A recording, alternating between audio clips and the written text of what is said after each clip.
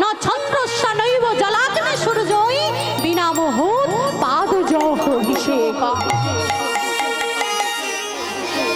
যদি মনে করো ভক্তি লাভ করবো তপস্যা করে ঘর ছেড়ে বনে থাকবো সন্ন্যাস ধর্ম গ্রহণ করব, হবে না গো। ভক্তি লাভ করতে চাইলে ভক্তির চরণ ধুলাতে কড়াকড়ি দাও। ভক্তি লাভ করতে চাইলে ভক্তির চরণ ধুলা অঙ্গে মাখো। ওমা এখন শাস্তে বলছে বাবা ভক্ত কেমন করে চিনবো? এই তো আজ আমরা এখানে বসে আছি না কীর্তন শুনছেন, আপনারাও এক ধরনের ভক্ত। দূর থেকে দূরান্তরে কীর্তন শুনে যাচ্ছে, তারাও শুনছে, তারাও এক ধরনের ভক্ত। তাহলে যদি বলা হয় প্রকৃত ভক্ত আমি চিনবো কেমন করে? কেমন করে চিনবো বাবা?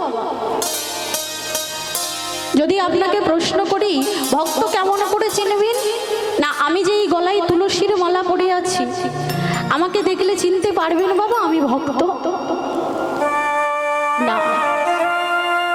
যদি আমি এখন গেরুয়া বসন পরিধান করে এখানে দাঁড়িয়ে থাকি আপনি আমাকে দেখে চিনতে পারবেন আমি একটা ভক্ত?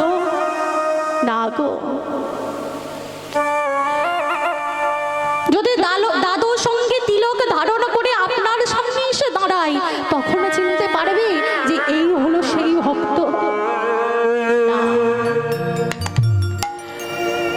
গেরুয়া বসন পরিধান করে মাথায় শিখা দিই যদি তোমার সামনে গিয়ে দাঁড়াই তাহলে কি চিনতে পারবে যে এই হলো সেই ভক্ত? না। তাহলে ভক্ত কেমন করে চিনব? যে ভক্তের একবারে কৃষ্ণ নামে একবারে হরি নামে একবারে গৌর নামে তার নয়ন থেকে অগলিত ভাবে ধারা বইবে, তাকেই বলা হবে যে ভক্তের অধিকার পেয়েছে কিঞ্চে।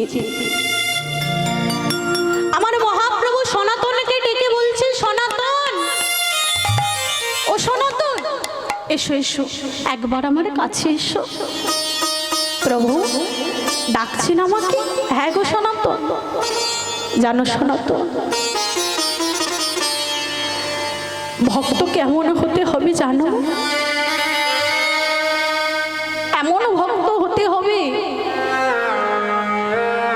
হাজার কটু কথা বলবি, হাজার অপমান করবি, তোমাকে কিন্তু কোনো কথা বললে চলবে না। এটাই হবে ভক্তের অধিকার, এটাই হবে ভক্তের আচরণ। সনাতন এমন ভক্ত আমার কাছে একটা আনন্দ। সনাতন ও মা এখন গৌর হরি কি করছে মা? আজ ওই হরি নামের ডালিটা মাথায় নিয়ে জগজীবের দাঁড়ে দাঁড়ে গিয়ে বলছে ওহে কলি হতো জীব একটিবার হরি নাম করো, একটিবার কৃষ্ণ নাম করো। এমন করে যদি আমাকে ভুলে যাও ওই ভবতরি পার হবে কেমন করে? আমি তো এসেছি তোমাদের জন্য, আমি তো এসেছি তোমাদের উদ্ধার করবার জন্য। এমন করে যদি আমাকে ভুলে যাও ওই ভব নদী তুমি কেমন করে পার হবে বলতে পারো? আমার ভগবান হরিনামের ডালিটা মাথায় নিয়ে জগজীবের দাঁড়িয়ে দাঁড়িয়ে হরিনাম বিতরণ করে গেলে। যদি বলা হয় মা যে দুটো জিনিস দুটি পাত্রে রেখেছি তা কিন্তু নয় বাবা।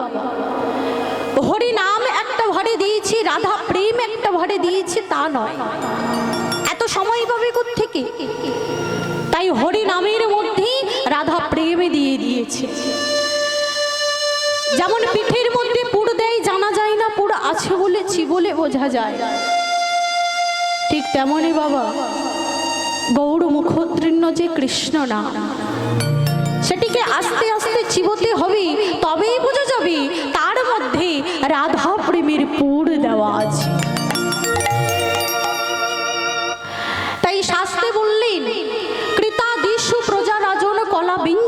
সম্ভব কলৌকিল ভবিষ্যন্তি নারায়ণ পরায়ণা। বলছে কৃতাদিষ্য প্রজা, ওই সত্যতিতা দাপরের প্রজারা কলাবিঞ্ছন্তি সম্ভব এই কলিতে জন্ম চাইছে। কেন? কলি যে প্রাপের খনি, কত শত পাপ করেছে এই কলির মানুষ, কিন্তু সত্যতিতা দাপরের প্রজারা এই কলি যুগে জন্ম চাইছে। কেন জানো? বলছে কলৌকিল ভবিষ্যন্তি নারায়ণ পরায়ণা। নাই কলিযুগে নারায়ণ পরায়ণ হবে সব কলির মানুষ। আমার মহাপ্রভু এই কলিযুগে আসবে ভক্তদেরকে উদ্ধার করবার জন্য। তাই তো মা, তাই ওই সত্যতিতা দাপরের প্রজারা এই কলিযুগে জন্ম চাইছে। আমাদেরও যদি কলিকালে জন্ম হতো, আমাদেরও যদি কলিকালে জন্ম হতো, কেমন হচ্ছে মা? একটি উদাহরণ দি বাবা। মনে করুন এ পাড়ায় সবাই ধনী লোক, এখন আজ এই হরিনাম সংকীর্তনে একজন ধনী ব্যক্তি এসেছে, আর যে ভক্ত তার কাছে যাচ্ছে তাকে এক আঁচলে করে হিরে নিয়ে তার আঁচলে দিচ্ছে। এখন মনে করুন মা, আপনি হলেন এ পাড়ার সব থেকে বড় ধনী লোক, কিন্তু আপনিও শুনেছেন এই খবরটা যে আজ একজন ধনী এসেছে, আর যে ভক্ত তার কাছে যাচ্ছে তাকে এক আঁচলা করে হিরে নিয়ে তার আঁচলে দিয়ে দিচ্ছে। কিন্তু আপনি কি এই খবর শুনে চুপচাপ বসে থাকতে পারবেন? পারবেন না মা। কেন জানো? কারণ আপনি অনেক কষ্ট করে একটা হিরে জোগাড় করেছেন, আর এখানে যে যাচ্ছে বিনামূল্যে এক আঁচলা করে হিরে নিয়ে তার আঁচলে ফেলে দিচ্ছে। তখন কি করবেন বাবা আপনি? আপনিও সবার মতো দরিদ্র সেজে, ভিখারি সেজে তার কাছে গিয়ে তোমার এই আঁচলটা পেতে দেবে। আজ ওই সত্যতিতা দাপরের ভক্তদের সবই ছিল, কিন্তু তাদের মধ্যে ভক্তি ছিল না। আর ভক্তি ছিল না বলেই তাদের কাছে ভগবান গেল না। ভক্তি ছিল না বলেই তাদের কাছে গোবিন্দ গেল না। ও মা, একদিন আমার গোবিন্দ গোপীগণদের ডেকে বলছে, গোপীগণ, গোপীগণ, বলো না গোপীগণ, আমার একটা প্রশ্নের উত্তর তোমরা দিতে পারো? গোপীগণ বলল, বধূ, কি প্রশ্ন জেগেছে তোমার মনে? বলো আমাদের কাছে। গোপীগণ বলো না, গোপীগণ, তোমরা যে এত ডাকো আমাকে, বলো তো গোপীগণ, কি এমন বস্তু দিয়ে তোমরা আমাকে ডাকো? কি এমন বস্তু দিয়ে তোমরা আমাকে ডাকো যার জন্য তোমাদের একবার ডাকি আমি যেখানে থাকি না কেন পাগলের মতো ছুটতে ছুটতে তোমাদের কাছে এসে পৌঁছায়? বলে দাও গোপীগণ, কি বস্তু দিয়ে তোমরা ডাকো আমাকে? আজ গোপীগণ বলল, গোবিন্দ, এই প্রশ্ন জেগেছে তোমার মনে গোবিন্দ? শোনো তাহলে, জানো তো গোবিন্দ, আমরা যে বস্তু দিয়ে তোমাকে ডাকি না, সে বস্তু আমাদের ঘরে আছে গোবিন্দ, কিন্তু সে বস্তু তোমার ঘরে নাই। যে বস্তু দিয়ে আমরা তোমাকে ডাকি সে বস্তু আমাদের ঘরে আছে, আমাদের ঘরে থাকবে, কিন্তু তোমার ঘরে এখনো সে বস্তু নাই। আমার ঘরে নাই, আমার কাছে কি নাই? আমি বিশ্ব ব্রহ্মাণ্ডের পিতা। বলো গোপীগণ, কি বস্তু দিয়ে তোমরা ডাকো যে বস্তু আমার ঘরে নাই? কি বস্তু দিয়ে ডাকি জানো? আমরা তোমাকে যখন ডাকি কি দিয়ে ডাকি জানো? আমরা ডাকি ভক্তি মহারানী। যে ভক্তি হৃদয়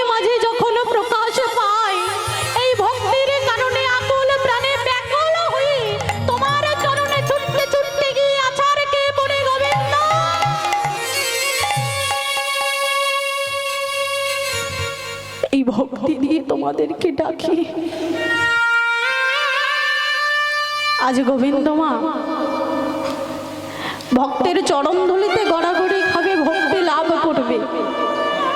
এখন আমরা তো ভক্ত, যে কারোর চরণ ধুলিতে গড়াগড়ি খেয়ে নেব, কিন্তু আজ যেমন আমার ভগবান ভক্তের চরণ ধুলি গড়াগড়ি খাবে, বলুন তো মা এমন ভক্ত কি ছিল যার চরণ ধুলি আমার ভগবান আমাকে মেখেছে?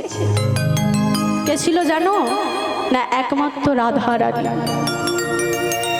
তার সোনার চরণ সোনার ধুলো, সেই ধুলো গায়ে মেখে মেখে আজ শ্যামা গৌর হয়ে এসেছে এই নদিয়া নবদ্বীপের মাঝে। কি করতে? না, আমাদেরকে উদ্ধার করতে। সবকিছু হারিয়ে যে বসে আছি আমরা, আমাদেরকে উদ্ধার করতে আমার ভগবান এসেছে। কেমন ভাবে সবকিছু হারিয়েছি? না, একজন পিতার 4 পুত্রকে সমানভাবে 10,000 করে টাকা দিয়ে বলল, পুত্রগণ পুত্রগণ যাও পুত্র, তোমাদেরকে আমি টাকা দিয়ে দিয়েছি, যাও এবার তোমরা ওই টাকাটা দিয়ে ব্যবসা বাণিজ্য করে খাও।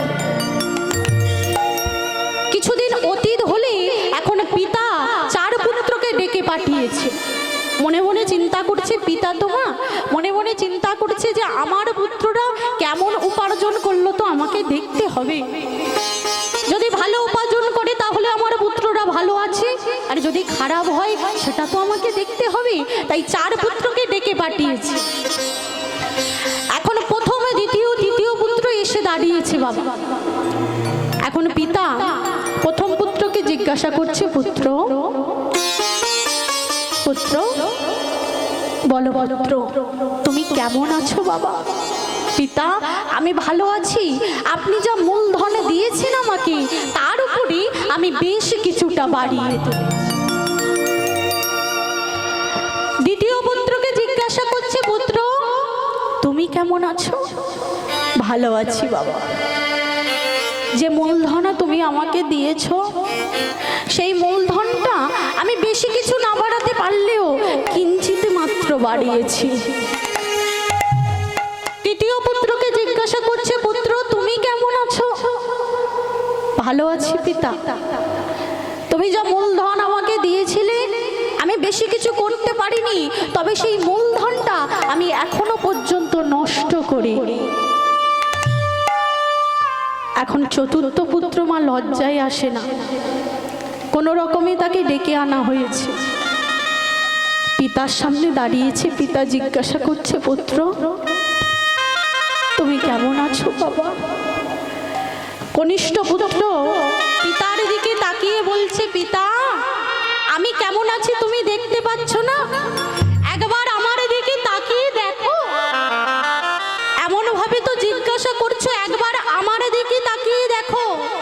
আপনি যা মূলধন দিয়েছিলেন আমি সব কিছু নষ্ট করে ফেলেছি। একবার তাকিয়ে দেখো, কতকাল অন্ন পড়েনি আমার এই পেটে, কতকাল মাথায় তেল পড়েনি, শত ছিন্ন বস্ত্র পরিধান করে তোমার সামনে দাঁড়িয়ে আছি। আমাকে দেখে তুমি বুঝতে পারছো না? দেখো একবার তাকিয়ে। ওমা, এখন পিতা তো বটে, কনিষ্ঠ পুত্রটা যখন এমন ভাবে বলছে, ছোট্ট ছেলে আজ পুত্রটাকে বক্ষ মাঝে দড়িয়ে ধরেছে। পুত্র কষ্ট পেও না পুত্র, আমি আছি তোমার কাছে, তুমি কষ্ট পেও না। এখন 3 পুত্রকে ডেকে বলছে, পুত্র একবারে তাকিয়ে দেখো, তোমাদের ছোট ভাই আজ সব হারিয়ে বসে আছে। আর এখন আবার যদি আমি ওকে টাকা দিই, ও আবার নষ্ট করে ফেলবে। তাই কি করবো জানো? আমার গলায় যেই কণ্ঠমণিটা আছে, এই কণ্ঠমণিটা প্রতিদিন 1 পোয়া করে সোনা প্রসব করে। আমি এই কণ্ঠমণিটা তোমাদের ছোট ভাইয়ের গলে পরিয়ে দিলাম। সে প্রতিদিন 1 পোয়া করে সোনা পাবে, আর কোনোদিনও তার অভাব হবে না। যখন এমন কথা বলেছে মা, এখন তিন পুত্র মনে মনে চিন্তা করছি যে আমরাও যদি ছোট ভাইয়ের মতো দরিদ্র সেজে ভিখারি সেজে একবার বাবার সামনে গিয়ে দাঁড়াতে পারতাম, তাহলে আমরাও ওই ছোট ভাইয়ের মতো ওই কণ্ঠমণিটা পেলেও পেতে পারতাম। ঠিক তেমনই বাবা, আজ সত্যদিতা দাপুরের ভক্তরাও ভাবছে আমরাও যদি সবে কিছু হারি ওই কলির জীবের মতো, ওই কলি হতো অন্ধমুরো কলি হতো জীবের মতো আমার মহাপ্রভুর সামনে গিয়ে দাঁড়াতে পারতাম, তাহলে আমরাও ওই কণ্ঠমণি পেলেও পেতে পারতাম, আমরাও কণ্ঠমণি পেতাম। কিন্তু আমাদের তো সে ভাগ্য হয় নাই, আমরা সবে পেয়েছি আর কলি হতো জীব কিছুই পাই। তাই আজ আমার গৌর হরি এসেছে বাবা, ভক্তগণকে সঙ্গে নিয়ে ভক্তদের নিয়ে আজ কীর্তন করছে জগজীবের দাঁড়িয়ে দাঁড়িয়ে গিয়ে। তাই গৌরাঙ্গ মহাপ্রভু এসেছে কেমন করে গো, আমার গৌর এলো রে সোনার নদিয়া, হরি ধ্বনি উলু ধ্বনির শব্দ শোনা যায় আমাদের গৌরে গৌরে ধ্বনি হরির ধ্বনির শব্দ শোনা যায় আমাদের গৌরে লোরে গৌরে লোরে সোনার নদিয়া, উলু ধ্বনি হরির ধ্বনির শব্দ শোনা যায় আমাদের গৌরে লোরে গৌরে লোরে সোনার নদিয়ায় ধ্বনি হরির ধ্বনির শব্দ শোনা যায় আমাদের গৌরে লোরে গৌরে লোরে সোনার নদিয়ায় ধ্বনি হরির ধ্বনির শব্দ শোনা যায় আমাদের গৌরে লোরে। ওই সবাই মিলে বাবা দুটো বাহু তুলি,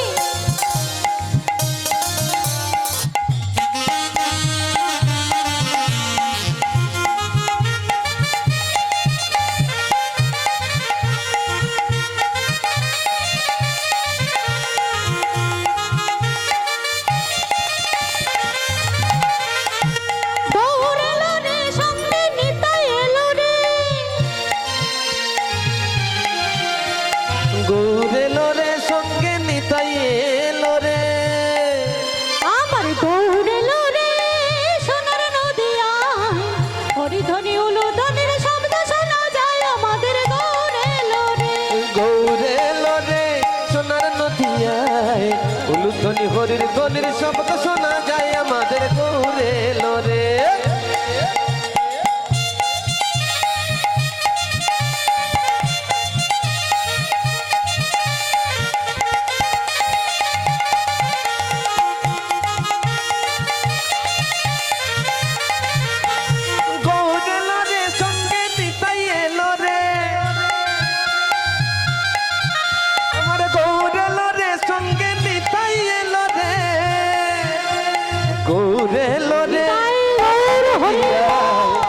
ধ্বনি হরির ধ্বনির শব্দ শোনা যায় আমাদের গৌরে লোরে গৌরে লোরে সোনার নদিয়ায় ধ্বনি হরির ধ্বনির শব্দ শোনা যায় আমাদের গৌরে লোরে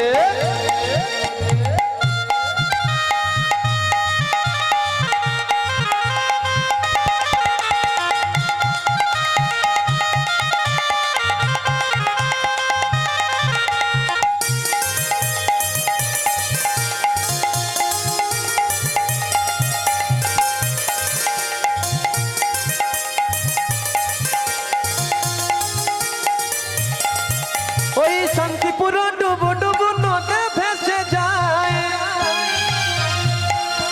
ওই শান্তিপুর ডুবু ডুবু নদে ভেসে যায় আবার ডাল ভাঙিয়া ফুল পড়িল লাগলো গোড়ার পায়ে আমার গৌরে লোরে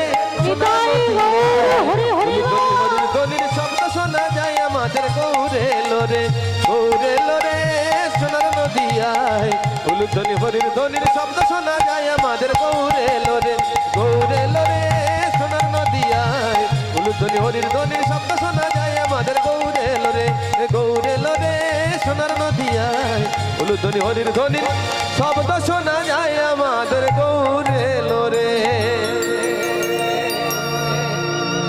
তাই আজ শ্রীমান মহাপ্রভু কেমন মা আজ শ্রীমান মহাপ্রভু হলো শিশুমতি, তাই নিরজনে বসে বসে একটি সোনার পুতুল নিয়ে খেলা করছে।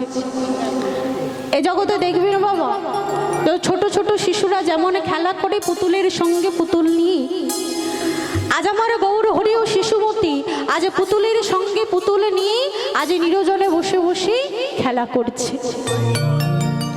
নিরজনে বসে বসে খেলা করছে বাবা।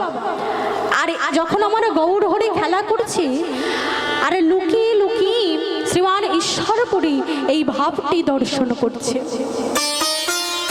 আজ গৌর হরি খেলা করছে কেমন করে, একটি পুতুলকে সুন্দর করে সাজিয়েছে, আর পুতুলটা বক্ষ মাঝে জড়িয়ে ধরে বলছে, ওরে পুতুল একটিবার আমার সাথে কথা বল। আজ পুতুলটাকে সুন্দর করে সাজিয়ে পুতুলের সাথে কথা বলছে। শুধু তাই নয় বাবা, আজ পুতুলের বদনে বদনে দিয়ে চুম্বন করছে, কখনো বা পুতুলটাকে আলিঙ্গন করছে, আবার কখনো বক্ষ মাঝে জড়িয়ে ধরে বলছে, ওরে পুতুল একটিবার আমার সাথে কথা বল। যেই না এমন ভাবে আমার গৌর হরি খেলা করছে মা, এমন সময় শ্রীমান ঈশ্বরপুরী সেই অন্তরালে দাঁড়িয়ে যখন গৌর ভাব দর্শন করছিল, আজ ঈশ্বরপুরী বাহিরে বার হয়ে এসে আজ গৌর হরির সামনে এসেছে। আর পদকর্তা এক পাশে দাঁড়িয়ে গৌর হরির এই ভাব দর্শন করে কলম দিলেন, কি বললেন, সেই কালে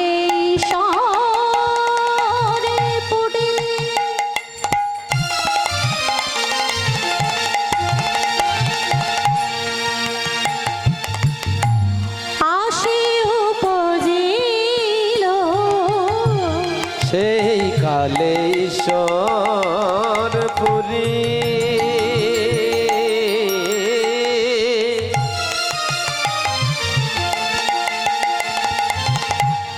আসি উপজিল,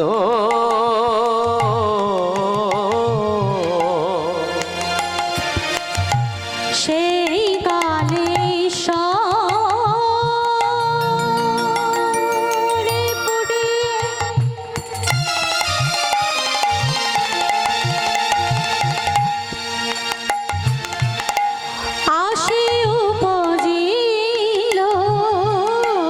সেই কালে ঈশ্বরপুরী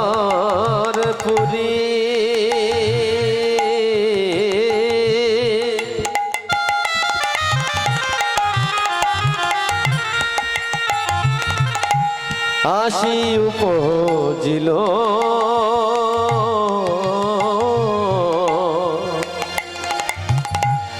আপনি হইয়া গুরু নাম করনে দিল, আরে আপনি হইয়া গুরু নাম করনে দিল, আপনি হইয়া গুরু নাম করনে দিল, আরে আপনি হইয়া গুরু নাম করনে দিল, ওই মধুর হরি করনে দিল, ওই মধুর হরি নাম করনে দিল, মধুর হরি নাম করনে দিল, ওই মধুর হরি নাম করনে দিল, গুরু হয়ে ঈশ্বরপুরী, মধুর হরি নাম করনে দিল, গুরু হয়ে ঈশ্বরপুরী, মধুর হরি নাম করনে দিল, আজি রাধা রাধা রাধা বলে, গুরু হয়ে করনে দিল, আজি রাধা রাধা রাধা বলে, আজ গুরু হয়ে করনে দিল, আজি রাধা রাধা রাধা বলে, গুরু হয়ে করনে আজ রাধা রাধা রাধা বলে, গুরু হয়ে করনে আজ রাধা রাধা রাধা, গুরু হয়ে করনে দিল, গুরু হয়ে করনে দিল, সেইখানে ঈশ্বরপুরী আসি উপজিল আমার, সেইখানে ঈশ্বরপুরী আসি উপজিল। আজ গুরুদেব ঈশ্বরপুরী গৌর হরির ভাব দর্শন করে মা আজ গৌর হরি কি আজ মনে মনে চিন্তা করলেন যে গৌর হরির অঙ্গ মাঝে তার বয়সন্ধি দশা প্রাপ্ত হয়েছে, তাই তার অঙ্গ মাঝে কোনো এক চিন্ময় রূপের আবির্ভাব ঘটেছে। তাই মনে মনে চিন্তা করলেন এই সময় ওই রাধা রামের বীজ যদি আমার গৌর হরির কর্ণে প্রদান করি তাহলে অবশ্যই আমার গৌর হরির সেই মন্ত্র দীক্ষা হবে। তাই উপযুক্ত সময় বুঝে আমার গৌর হরির কর্ণে সেই রাধা নামের বীজ অর্পণ করলেন। তাই শাস্ত্রে বলছে মা সর ঐশ্বর্য 6 টানে আছে অবস্থান, অর্ধবিন্দু দিয়া তাহি কইল শক্তিদান। পুরুষ প্রকৃতি তাহি 2 শক্তি হইল, সৃষ্টি হেতু অর্ধবিন্দু সৃজন করিল।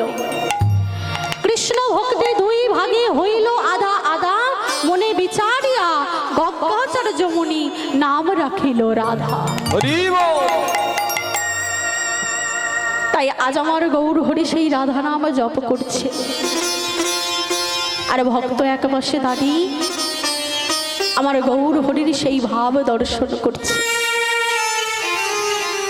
শাস্ত্রে বললেন মা যদি তুমি ভক্তি ভরে তাকে ডাকতে পারো ভগবান কিন্তু অবশ্যই তোমার কাছে আসবে। যদি তুমি ভক্তি দিয়ে তাকে ডাকতে পারো ভগবান অবশ্যই তোমার কাছে আসবে। কেমন ভক্তি ডাকতে হবে না, তার প্রমাণ হলো মাধব দাস। মাধব দাস ছিল বাবা জগন্নাথের বন্ধু। এখন জগন্নাথ মাধবকে ডাকছে, মাধব বন্ধু এসো, বন্ধু এসো, আমার কাছে এসো। এখন বন্ধু এখন ছুটতে ছুটতে জগন্নাথের সামনে এসে দাঁড়িয়েছে। ও মা এখন যেই না জগন্নাথের সামনে এসে দাঁড়িয়েছে মা, এখন জগন্নাথ বলছে বন্ধু বলো তো বন্ধু আজ আমার মনে কি ইচ্ছা হয়েছে জানো? মাধব দাস বলছে বলো বলো সখা বলো, তোমার মনে কি ইচ্ছা হয়েছে? যখন এমন কথা বলেছে মা, এখন জগন্নাথের কথা শুনে এখন মাধব দাস বলছে বলো বন্ধু তোমার কি ইচ্ছা হয়েছে? জগন্নাথ বলছে বন্ধু আজ আমার খুব কাঁঠাল খেতে ইচ্ছা হচ্ছে। বন্ধু দাও না বন্ধু, একটা কাঁঠাল তুমি আমাকে এনে দাও। জগন্নাথ মনে মনে যখন এমন কথা বলেছে, এখন বন্ধু মাধব দাস বলছে জগন্নাথ সখা এ তুমি কেমন কথা বলছো সখা? তুমি জানো না আমি কেমন? আমার দিকে একবার তাকিয়ে দেখো, এই জগতে যে আমার বলতে কিছু নাই। তুমি যে একেবারে আমাকে নিঃস্ব করে পাঠিয়েছো দয়াময়। আমি তো নিজেই দুবেলা দুমুঠো খেতে পারি না, শতছিন্ন বস্ত্র পরে দাঁড়িয়ে আছি। আমি কেমন ভাবে তোমাকে কাঁঠাল খেতে দেব বলো? কেমন ভাবে দেব তোমাকে কাঁঠাল খেতে? যখন এমন কথা বলেছে আজ জগন্নাথ বলছে বন্ধু খেতে ইচ্ছা হচ্ছে, দাও না বন্ধু আমার জন্য কাঁঠাল এনে দাও।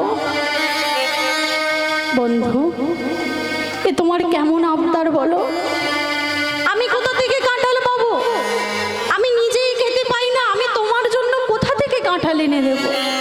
বন্ধু চিন্তা করো না বন্ধু, চলো বন্ধু তুমি আমার সাথে চলো। ওই জগন্নাথে ওই জমিদারের বাগানেতে অনেক কাঁঠাল গাছ আছে, চলো বন্ধু আজ দুজনে মিলে ওই জমিদারের বাগান থেকে আজ কাঁঠাল পেড়ে খাবো। এখন মাধব বলছে বন্ধু এ তুমি কেমন কথা বলছো? তুমি ওই জমিদারের বাগানে গিয়ে কাঁঠাল পেড়ে খাবে, কাউকে না বলে এটা যে চুরি করা হবে, তুমি চুরি করবে বন্ধু? এত ভয় পাচ্ছ কেন সখা? আমি তো আছি তোমার সাথে, চলো আজ দুজন মিলে ওই জমিদারের বাগানে যাই। চল ও মা এখন 2 বন্ধু একসাথে ওই জমিদারের বাগানের দিকে রওনা দিলে। আর এদিকে মাধব দাস ছাড়িনি। আজ রাধা নামে গাইতে গাইতে আজ দুই বন্ধু চলেছে ওই জমিদারির বাগান। কেমন করি রাধা কৃষ্ণ প্রাণ যুগল কিশোর, রাধা কৃষ্ণ প্রাণ মোর যুগল কিশোর, রাধা কৃষ্ণ প্রাণ যুগল কিশোর, রাধা কৃষ্ণ প্রাণ মোর যুগল কিশোর, জীবনে মরণে জীবে, জীবনে মরণে জীবে গতি নাহি যুগল কিশোর, যুগল কিশোর, রাধা কৃষ্ণ প্রাণ মোর যুগল কিশোর, কালিন্দির কুলে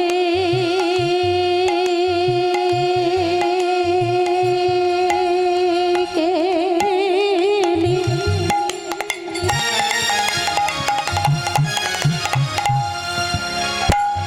কদম বেরি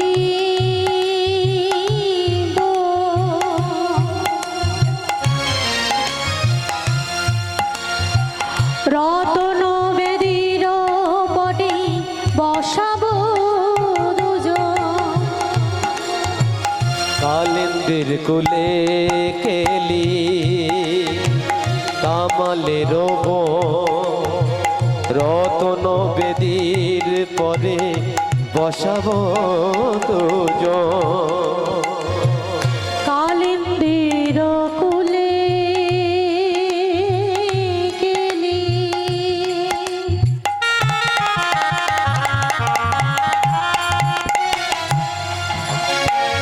কদম বেরি গো রতন বেদির পরে বসাব দুজন, কালিন্দির কুলে কেলি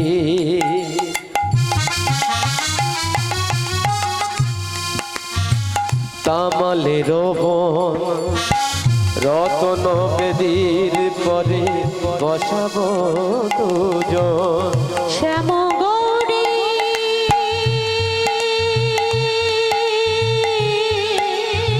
রঙ্গে দিব,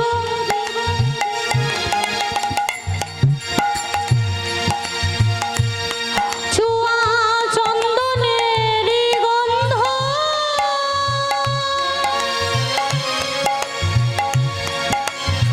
চামর ঢোলাব সদা হেরে মুখ চন্দ্র, শ্যামবরী অঙ্গে দিব চুয়া চন্দনের গন্ধ, চামর দুলাব সদা হেরব মুখ চন্দ্র, শ্যাম গৌরী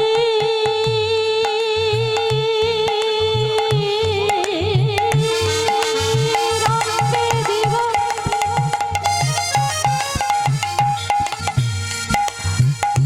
চুয়া চন্দনের গন্ধ,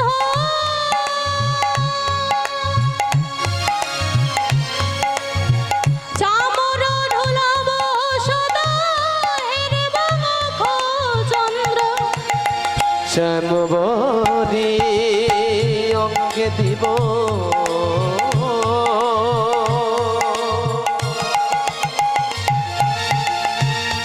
চুয়া চন্দনের গন্ধ, চামর দুলাব সদা হেরব মুখ চন্দ্র, গাঁথিয়া মালতীর মালা, গাঁথিয়া মালতীর মালা দিব তুহার গলে, অধরে তুলিয়া দিব কর্পূর তালে, রাধা কৃষ্ণ প্রাণ মোর যুগল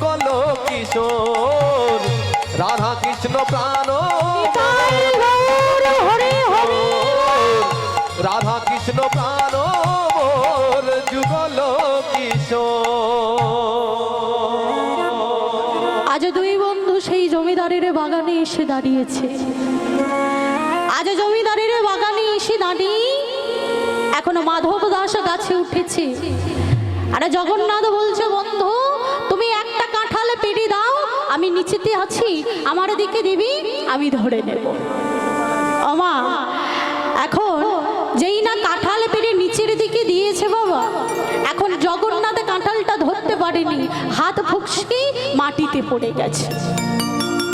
আর যেই না মাটিতে পড়ে আওয়াজ হয়েছে, এমন সময় ওই জমিদারের যত পান্ডা ছিল তারা ছুটতে ছুটতে চিৎকার করতে করতে আসছে। আরে সেই চিৎকার যখন শুনেছে বাবা জগন্নাথ, এখন মাধব দাসকে ছেড়ে এখনো জগন্নাথ ছুটে মন্দিরে চলে গেছে। আর এদিকে মাধব দাস কি ওই গাছে থেকে নামিয়েছে। সমস্ত পান্ডাগণ মাধব দাসকে ঘিরে বলছে, মাধব এ কি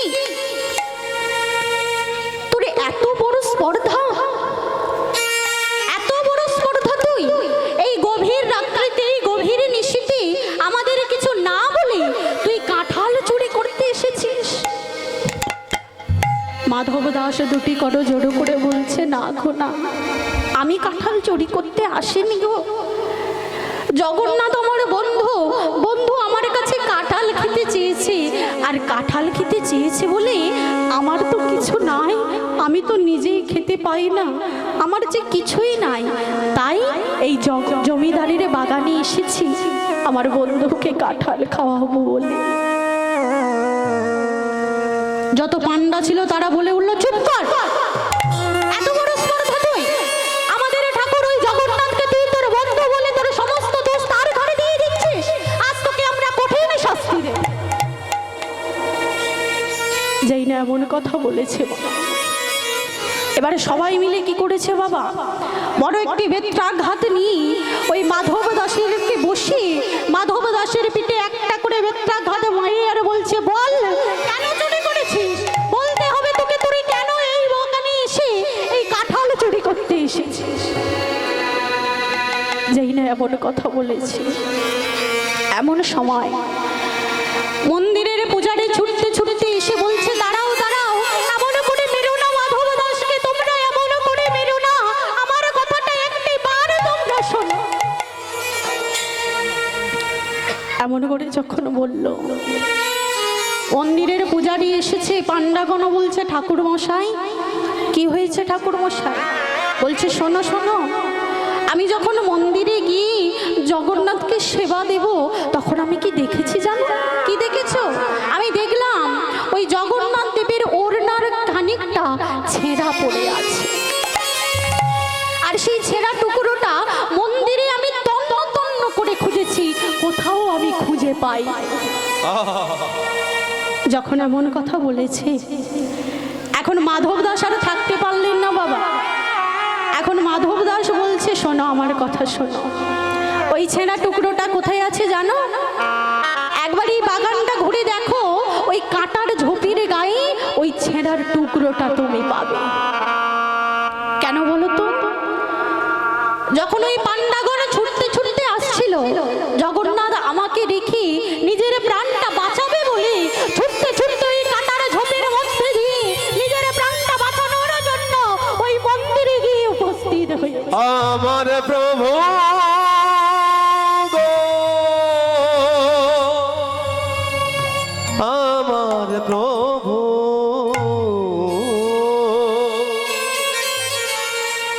যাও ব্রাহ্মণ, একবার গিয়ে দেখো এই কাঁটার ঝোপের কাছে।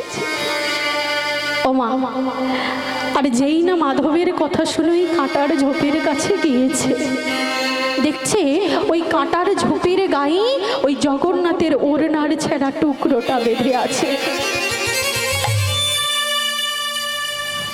তাই আজ আমার ভগবান বলল, শোনো ভক্ত শোনো, তুমি যদি একবার প্রাণ ভরে আমাকে ডাকতে পারো, প্রেম দিয়ে আমাকে ডাকতে পারো, তোমার কোনো চিন্তা নেই ভক্ত, যত বিপদ আসুক তোমার গায়ে কোনো বিপদ আমি তোমার উপর পড়তে দেব না।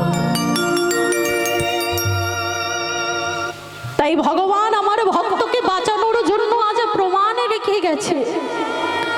পাণ্ডাগণ মাধব দাসের চরণে ক্ষমা ভিক্ষা চাইলে, আর মাধব দাস আবার কৃষ্ণ নাম গাইতে গাইতে চলে গেল।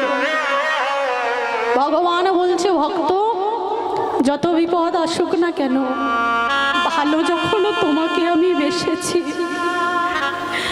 যখন ভালো তোমাকে আমি বেসেছি, তুমি যখন প্রেম বলে আমাকে ডাকতে পেরেছো, চিন্তার কোনো কারণ নেই ভক্ত। শত বিপদ আসুক, শত দুর্যোগ আসুক, তোমার কোনো চিন্তার কারণ নেই। আমি আসবো তোমার কাছে, তোমাকে রক্ষা করবার জন্য, তোমাকে উদ্ধার করবার জন্য, একবারের জন্য হলেও আমি তোমার কাছে আসবো। হরি বল। চিন্তা করো না ভক্ত। আজ আমার মাধব দাস কৃষ্ণ নাম গাইতে গাইতে সেখান থেকে প্রস্থান করলেন। কেমন করি? ভজ রাধা কৃষ্ণ গোপাল কৃষ্ণ কৃষ্ণ কৃষ্ণ বল মুখে মন আমার, কৃষ্ণ কৃষ্ণ বল মুখে। ভজ রাধা কৃষ্ণ গোপাল কৃষ্ণ কৃষ্ণ কৃষ্ণ বল মুখে মন আমার, কৃষ্ণ কৃষ্ণ বল মুখে। ভজ রাধা কৃষ্ণ গোপাল কৃষ্ণ কৃষ্ণ কৃষ্ণ বল মুখে মন আমার, কৃষ্ণ কৃষ্ণ বল মুখে। ভজ রাধা কৃষ্ণ গোপাল কৃষ্ণ কৃষ্ণ কৃষ্ণ বল মুখে মন আমার, কৃষ্ণ কৃষ্ণ বল মুখে। নামে বুক ভরে যায় অভাব মিঠায়, নামে বুক ভরে যায় অভাব মেটায়, নামে বুক ভরে যায় অভাব মিঠায়, আর নামে বুক ভরে যায় অভাব মেটায়। স্বভাব জাগাই মহাসুখে। ভজ রাধা কৃষ্ণ গোপাল কৃষ্ণ কৃষ্ণ কৃষ্ণ বল মুখে মন আমার, কৃষ্ণ কৃষ্ণ বল মুখে। ভজ রাধা কৃষ্ণ। করে মাকে ডাকার সময় যদি কারোর মনে ব্যাকুল হয়ে পড়ে, মাকে না এসে থাকতে পারেনি, একবার ভক্তি ভরে ডেকে দেখ মা তোর কাছে আসে কিনা। নরের মায়ের চরণে বসে মা প্রসাদটা মায়ের বদনে তুলে দিয়ে বলছে, মাটি ও মা, তোর এত সুন্দর দেখতে মা, আমি যখন বসে তোর দিকে তাকিয়ে থাকি সারাদিন চলে যায়, তাও যেন আমার দেখা শেষ হয় না।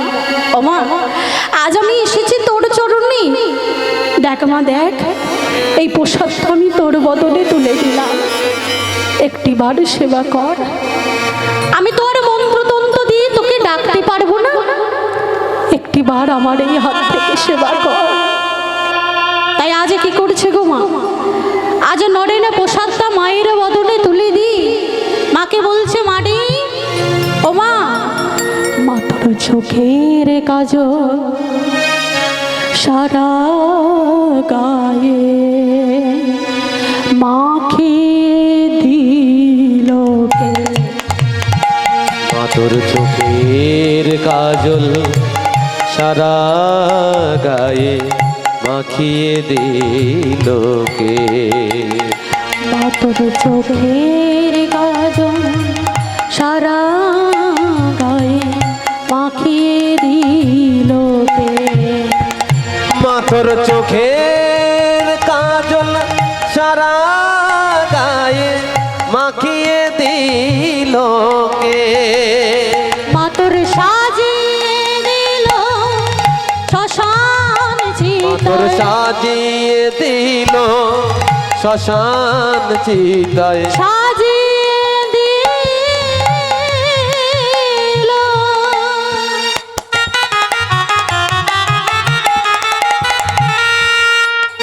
মাতুর সাজিয়ে দিল শ্মশান চিতায় মাতর সাজিয়ে দিল শ্মশান চিতায় ছাই ভস্য দিল কে চোখের কাজল সারা গায়ে মাখিয়ে দিল কে মাতর চোখের কাজল সারা গায়ে মাখিয়ে দিল কে এলো কেশি ঘুরে বেড়ায় মা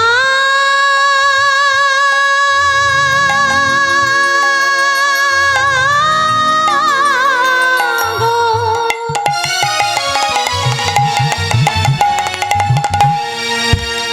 মা তোর এলো কেশি ঘুরে তোর বেড়ায় এলো কেশি ঘুরে বেড়ায় এলো কেশি ঘুরে তোর বেড়ায় এলো কেশি ঘুরে বেড়ায় ছাই ভস্য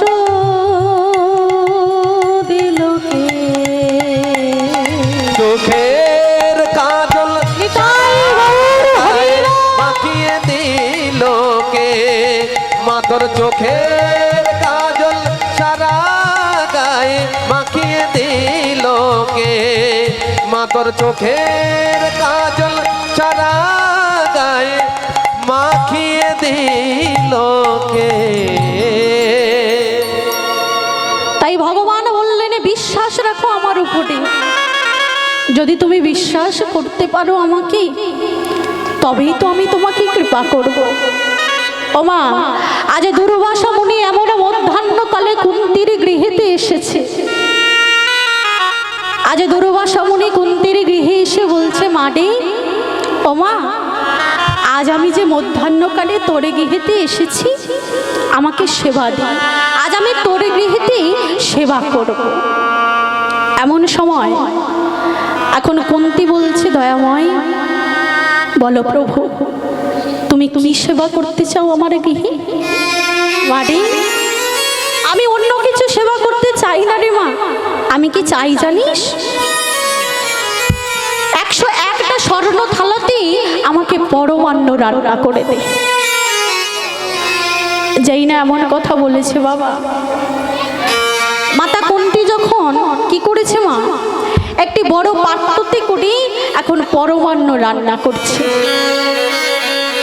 আজ পরমান্ন মা আমার রান্না করে 100টা থালায় সাজিয়ে দিয়েছে 100টা থালায় সাজিয়ে দিয়েছি আর একটা থালা দিতে ভুলে গেছে এখন দুর্বাসা মুনি বসেছে বসে বলছে মাটি এ তুই কি করলি মা আমি তোকে বললাম 101টা স্বর্ণ থালাই দিতে আর তুই 100টা থালাই দিতে পারলি আর একটা থালাই দিতে পারলি না আমি তোর গৃহেতে আজ আর সেবা করব আমি এক্ষুনি চলে যাব তোর গৃহে থেকে আর তোর গৃহেতে আমি সেবা করব না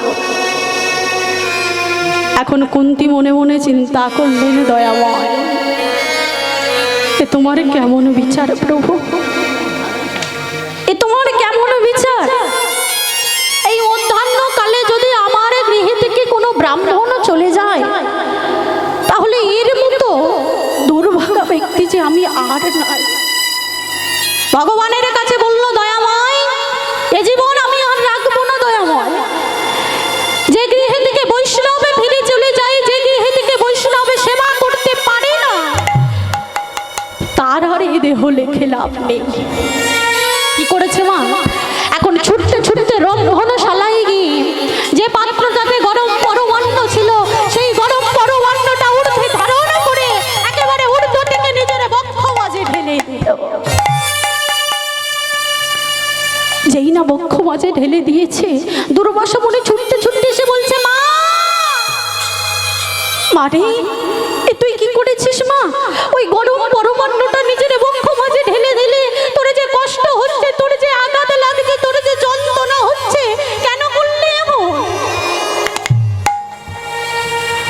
মাতা কুন্তি বলল, প্রভু তুমি জানো না প্রভু, ওই গরম পরমান্নটা যে আমার এই বক্ষ মাঝে ঢেলে দিয়েছি, আমার ব্যথা লাগছে না দয়াময়? কার ব্যথা লাগছে জানো? এই বক্ষ মাঝে যে আমার গোবিন্দ আছে, এই বক্ষ মাঝে যে আমার গোবিন্দ বাস করে, আমার গোবিন্দ এই বক্ষ মাঝে আছে, আমি সেখানে ওই গরম পরমান্ন ঢেলে দিয়েছি। ব্যথা যদি লাগতে হয়, আমার ব্যথা লাগছে না দয়াময়। ব্যথা যদি লাগতে হয়, আমার গোবিন্দের ব্যথা লাগছে। এমন ভাবে দর্শন করে মা দুর্বাসা মুনি বলল, মাটি যা মা যা, তুই গঙ্গাতে স্নান করে আয়, আমি তোকে বর দেব। তোর সেবায় আমি সন্তুষ্ট হয়েছি। ও মা, এখন মাতা কুন্তি গেছে গঙ্গাতে স্নান করতে। এমন সময় আমার ভগবান বললেন, দেখো ভক্ত, কেমন বিশ্বাস তুমি করেছো আমার উপরে। এই বিশ্বাস যদি চিরকাল তুমি রাখতে পারো, তবেই আমি তোমার কাছে আসব। ও মা, আমরা যে এত ভক্ত হয়েছি, একদিন ভগবানকে ডাকি, দুদিন ভগবানকে ডাকি, বিশ্বাস নেই আমাদের মধ্যে গো। হবে হবে, না হবে না হবে, ভক্তি লাভ কি এসে যায়? ভালোই তো আছি, সংসারে আছি, আত্মীয় পরিজন সবাই আমাকে ভালোবাসে। কি আমাকে ভালোবাসে না? সবাই ভালোবাসে আমাকে। একবার তাকিয়ে দেখো তো নিজের দিকে।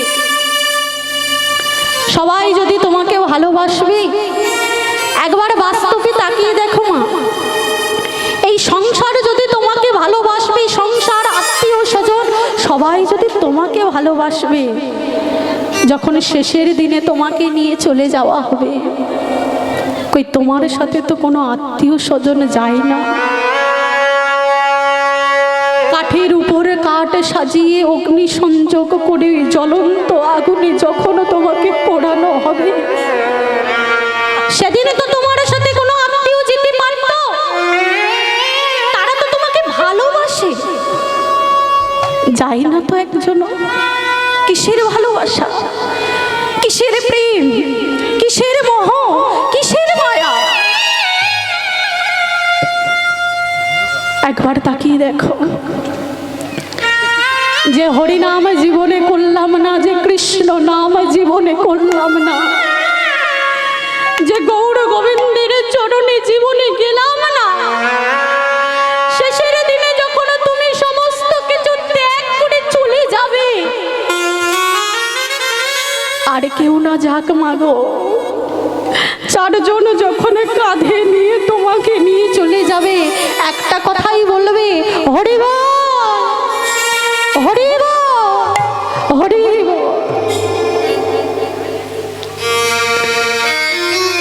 ভেবে দেখো বাবা, ভগবানের কাছ থেকে যখন আমরা এই পৃথিবীতে এসেছিলাম, একটা কথা বলেছিলাম বাবা, যে দয়াময়, আর এই মাতৃ জঠরে আমি থাকতে পারছি না দয়াময়, খুব কষ্ট দয়াময় এই মাতৃ জঠরে। ও দয়াময়, দয়াময় একবার ওই ভূমিষ্ঠ করে দাও এই পৃথিবীর মাঝাটি। ভগবান বলেছিল, ভক্ত আমি যে তোমাকে ওই পৃথিবীর মাঝারে পাঠাবো, ওই পৃথিবীর মাঝারে গিয়ে তুমি আমাকে ভুলে যাবে না তো? ভক্ত বলেছিল, দয়াময় আমি তোমাকে কথা দিলাম দয়াময়, ওই পৃথিবীর মাঝারে গিয়ে কি করব জানো? দিনান্তে একবার হলেও তোমার গুণকীর্তন আমি করব। আজ ভগবান যখন ভূমিষ্ঠ করেছে পৃথিবীতে, এই সংসারের মায়া জালে পড়ে বাবা, তাকেই যে কখন আমরা ভুলে গেছি তার কোনো ঠিক নেই। হ্যাঁ, দিনান্তে যাই তার কাছে দুটি বার, তার কাছে গিয়ে দুটো নকুল দানা তার থালাইতে দিয়ে বললি, দয়াময় বাড়িটা আছে ওটা যেন দুতলা হয়ে যায়। আমার ছেলেটা গেছে চাকরি দিতে, তুমি দেখো দয়াময় যেন চাকরিটা ভালো করে পেয়ে যায়। তুমি একবার দেখো ও মা, যাদেরকে নিয়ে সংসার করছো তারা কি তোমার সাথে চিরকাল থাকবে? থাকবে না গো। আমার ভগবান বলছে যে সংসারে নিয়ে তুমি পড়ে আছো, সেই সংসার তোমার সাথে চিরকাল থাকবে না। সংসার তোমার কাছে চিরকাল থাকবে না, একদিন না একদিন ওই সংসার তোমাকে ছেড়ে চলে যেতেই হবে।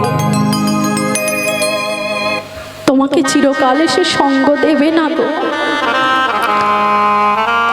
তাই সংসার করছো করো, মানব দেহ দিয়েছে সংসার করবার জন্য, সংসার করছো করো, কিন্তু দিনান্তে একবার আমার কাছে এসো ভক্ত।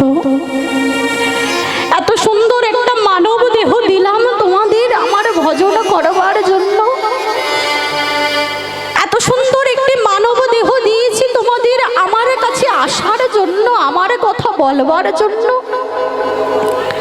আর আমাকেই তোমরা ভুলে গেলে। একবার নিজের দিকে তাকিয়ে দেখো না, যখন তুমি পৃথিবীর মাঝারে ভূমিষ্ঠ হয়েছিলে, একদিনের শিশু ছিলে তুমি। ওমা, ওই একদিনের বাচ্চাটা কি খাবি, ওই একদিনের বাচ্চাটা কি করবি, সেটা আর অন্য কেউ ভাবেনি। ভেবেছিল কে জানো? ভেবেছিল এই বিশ্বের শ্রেষ্ঠ মালিক আমার দয়াময়। মাতৃ স্তনদুগ্ধ করে দিয়েছিল। শুধু তাই নয়, সেই মাতৃ স্তনদুগ্ধ কতটা নুন দিতে হবে, কতটা চিনি দিতে হবে, কতটা ঝাল লাগবে, কতটা তিতো লাগবে, কতটা মিষ্টি লাগবে, সেই চিন্তা আর কেউ ভাবেনি। এই আত্মীয় স্বজন সংসারে কেউ ভাবেনি। ভেবেছিল একজন ওই বিশ্বের শ্রেষ্ঠ মালিক আমার ভগবান কৃষ্ণ।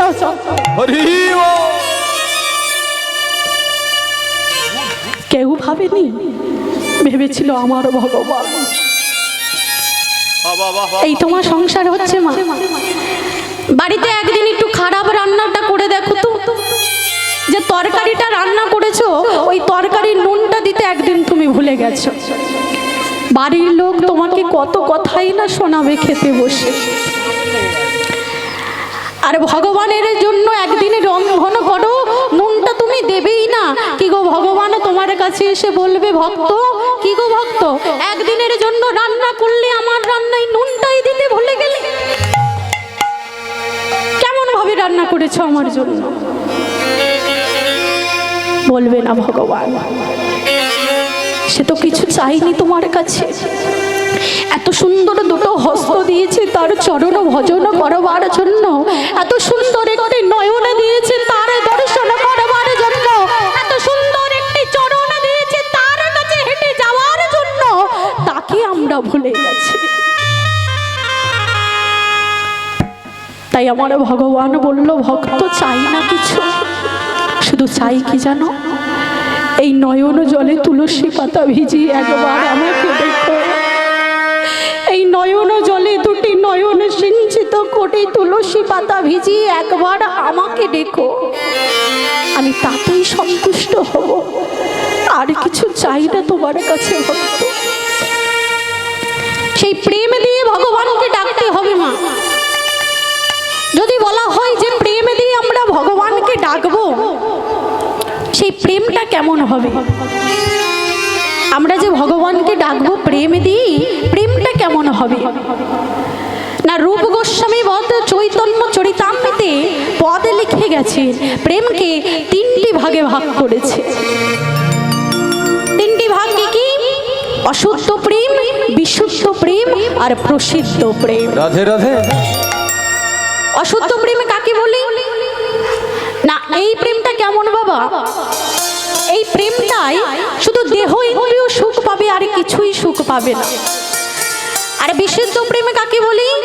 না সেটি হলো অপ্রাকৃত প্রেম, ভক্ত ভগবানের প্রেম। এখানে আমার ভগবানও সেই প্রেমে সুখ পাবে, যে ভক্ত আমার ভগবানকে ভালোবাসবে সে ভক্ত সুখ পাবে। আবার বলছি বলছে প্রসিদ্ধ প্রেমটা কেমন না, প্রসিদ্ধ প্রেম হলো ভগবানই সুখ পাবে, ভক্তির কোনো সুখ পাওয়ার দরকার নেই। ভগবান বলবে দয়াময় সুখের আমার কোনো প্রয়োজন নেই, দয়াময় যতদিন আমি বেঁচে থাকবো আমাকে শুধু তুমি দুঃখই দিও। যতদিন এই দেহর মধ্যে আমার প্রাণটা থাকবে, যতদিন এই দেহের মধ্যে আমার প্রাণ পাখিটা থাকবে, সুখের দরকার নেই দয়াময়, দিও শুধু দুঃখ। যত পারো তুমি আমাকে দুঃখ দিও, আর সেই দুঃখ যখন আমি পাবো আমি তো তোমার কাছে ছুটে যাব। তাই দয়াময় যত দুঃখ আছে সব দুঃখ তুমি আমাকে দিও, সুখের কোনো প্রয়োজন নেই আমার।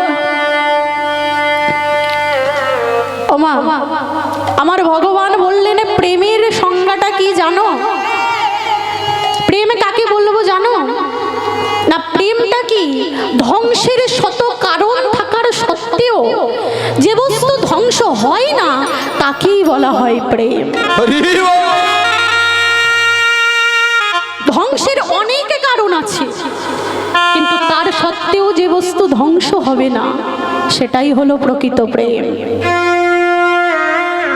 কেমন ভাবে হচ্ছে মা? এই দেখুন আপনাদের দিকেই উদাহরণ দিন, আপনারা তো সবাই মা হয়েছেন। মা, যখন তোমার সন্তানটা ছোট ছিল মা, এখন মা ধরুন আপনি পৌষ মাসে শীতের বেলায় এখনো গভীর রাত্রিতে সন্তানকে নিয়ে লেপ লুয়ে লেপের ভিতরে এখন নিদ্রা করছে। এমন সময় গভীর রাত্রিতে ছোট্ট শিশু, তো ছোট্ট সন্তান গভীর রাত্রিতে বিছানাতে মলমূত্র করে ফেলেছে। এখন সেই মা রাগান্বিত হয়ে বলছে দয়াময় আমার মরণটা কেন হয় না? রোজ রাতে এই সব পরিষ্কার করতে আমার ভালো লাগে না, আমার যদি মরণটা হতো এর থেকে আমি অন্তত মুক্তি পেতাম। প্রেমটা কেমন হচ্ছে দেখুন মা। কষ্টটা পাচ্ছে কার জন্য বাবা? সন্তানের জন্য। কিন্তু মা কি বলছে বাবা আমার মরণটা কেন হয় না? একবার তো বলতে পারতো যে ওই সন্তানের মরণটা কেন হয় না। দেখো ধ্বংসের শত কারণ থাকার সত্ত্বেও মা আর সন্তানের মধ্যে কোনো প্রেমের ধ্বংস হলো না। এইটাই হলো প্রেম। শাস্ত্রে বলছে আত্রেন্দ্রিয় প্রীতি ইচ্ছা তারে বলি কাম, কৃষ্ণেন্দ্রিয় প্রীতি ইচ্ছা ধরে প্রেম নাম। কামের তাৎপর্য সম্ভব কেবল, আর কৃষ্ণ সুখ তাৎপর্য প্রেম মহাবল। কাম আর প্রেম হলো বিবিধ লক্ষণ,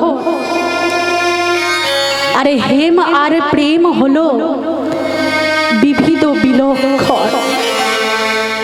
সেই জন্য বলি মা ওই গোপীগণের মধ্যে নাহিক কাম গন্ধ, কৃষ্ণের প্রেমের সাথে কৃষ্ণের সাথেই সম্বন্ধ।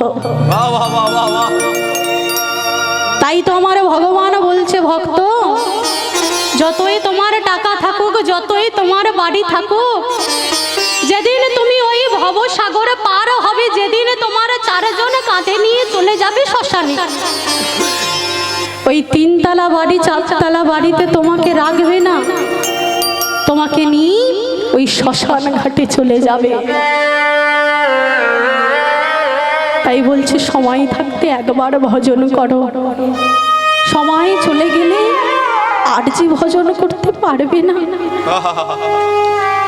তাই আমার গোপীগণ বলল গোপীগণের মধ্যে নাহিক কামগন্ধ, আর কৃষ্ণর প্রেমের জন্য তাদের কৃষ্ণের সাথেই সম্বন্ধ। মা যত বড় লোক হও না কেন বাজার থেকে তুমি সুন্দর একটা সোনার ঘড়ি কিনতে পারবে বাবা, কিন্তু বাজার থেকে টাকা দিয়ে তুমি সময় কিনতে পারবে না। বাজার থেকে তুমি সুন্দর পালঙ্ক দেখে কিনে নিয়ে আসতে পারবে, কিন্তু বাজার থেকে টাকা দিয়ে তুমি ঘুম কিনতে পারবে না। টাকা পয়সা দিয়ে তুমি সুন্দর বাড়ি তৈরি করতে পারবে, কিন্তু ওই টাকা পয়সা দিয়ে তুমি শান্তি কিনতে পারবে না। বাহ বাহ বাহ, হরি বল। বাজার থেকে তুমি দামি বই কিনে আনতে পারবে, কিন্তু বাজার থেকে তুমি বিদ্যা কিনতে পারবে না। সুন্দর সোনার ঘড়ি বাজার থেকে কিনে এনেছো, কিন্তু তার সময়টা কিন্তু কিনতে পারবে না। সময় সময়ের মতো চলে যাবে, কেবল পড়ে থাকবো আমরা। তাই বললেন সোনার ঘড়ি টিক টিক টিক, যা কিছু হইতেছে সবই হয়েছে ঠিক। সময় চলিয়া যায় নদীর স্রোতের প্রায়, যে ইহা না বুঝিবে তাকে ধিক শত ধিক। তাই আমার ভগবান আজ এই ভক্তদের উদ্ধার করবার জন্য ছুটে এসেছে। তাই গৌরহরি কি করছে গো মা? আজ আমার গৌরহরি নিরজনে বসে বসে ভাবছে আমার ভক্তদের কি হবে।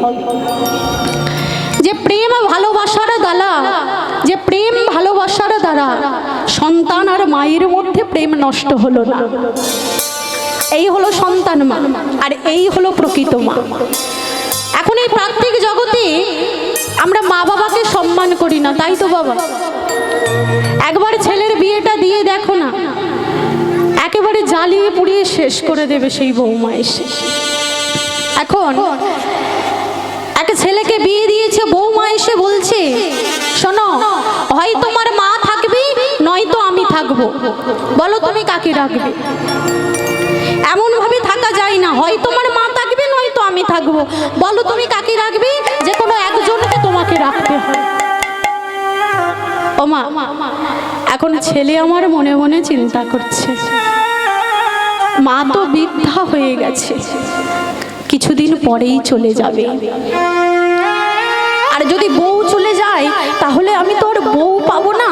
তাই বলছে তুমি থাকো, আমি মাকে ওই সন্ধ্যাবেলা ওই গভীর বনেতে একটি ঝুড়ির মধ্যে করে মাকে গিয়ে রেখে আসবো। যেই না এমন কথা বলেছে, কি গো মা, আপনারাও তো মা হয়েছেন, একবার ভেবে দেখুন তো, যে সন্তানকে এত কষ্ট করে বড় করে তুললে, কত কত রাত চলে গেল, ঘুম হয়নি। সন্তান যদি অসুস্থ থাকে, কত কত রাত তুমি জেগে কাটিয়ে দিলে, কত কত দিন চলে গেল, তোমার পেটে অন্ন পড়েনি, সন্তানকে বড় করে তুললে। একবার ভেবে দেখো, সেই সন্তান বড় হয়ে যখন তার বিবাহ সম্পন্ন হলো, যদি সন্তান এসে বলে যে মা তোমার আর এখানে থাকা চলবে না, তুমি যদি থাকো তোমার বৌমা আর এই বাড়িতে থাকবে না, কেমন লাগবে বলো তোমার? এই বক্ষ মাসটা যেন ফেটে যাবে।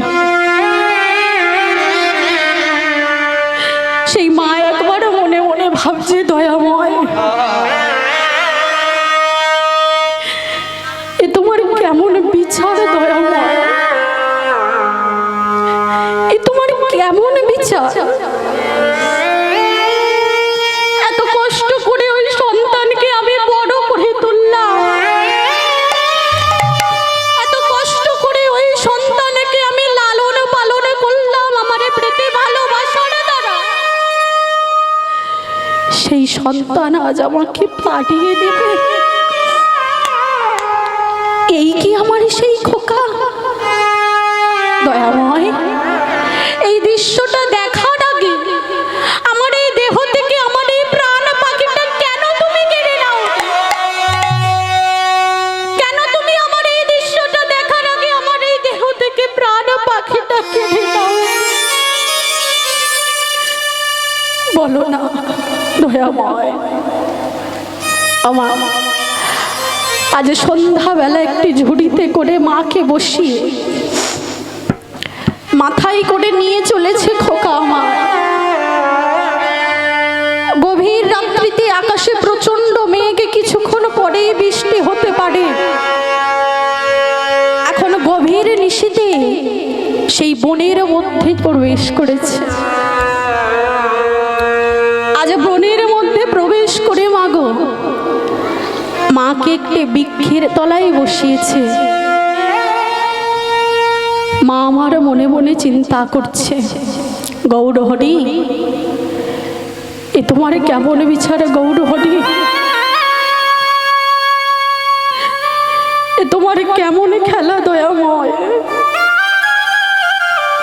আমার খোকা আজ আমাকে এই বনের মধ্যে একা রেখে আমাকে সারা জীবনের মতো ত্যাগ করে চলে যাচ্ছে। গৌরহরি বলো গৌরহরি, যে খোকার জন্য আমার সারা জীবনটা আমি ব্যয় করে ফেললাম, আজ যখন এই বনের মাঝে আমাকে একা রেখে চলে যাচ্ছে, বলে দাও গৌরহরি আজ আমি এখানে কেমন ভাবে থাকবো। মাতর চোখের কাজল আজ আমার মা কি করছে গো মা?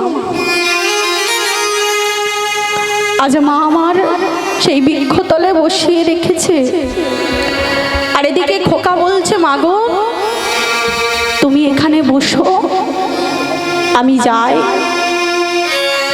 এমন সময় মা আমার কি করছে, নিরুত্তর হয়ে বসে রইলেন। পদকর্তা কলম দিলেন, কি বললেন, চোখের জলেতে ভাসিছে ওগো অভাগিনী এক মা, অভাগিনী এক মা। চোখের জলেতে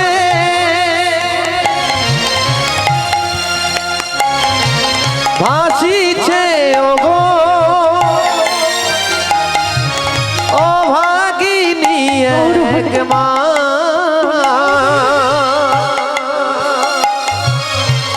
অভাগিনী এক মা।